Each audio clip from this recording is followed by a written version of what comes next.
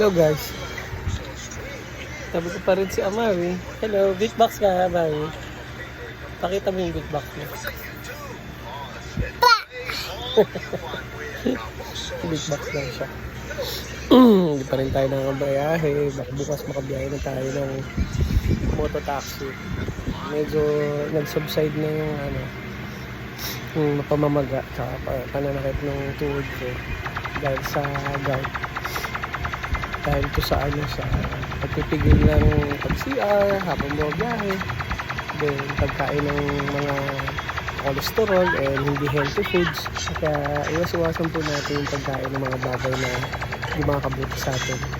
Lalo na pag meron na tayo mga ang edad natin is nasa 40s and nagkano na tayo. Maging disiplinado na tayo. Ayun lang. So guys, baka bukas makabiyahe na tayo. So keep safe, maulan. Ride safe sa lahat. And bye na. Say bye-bye.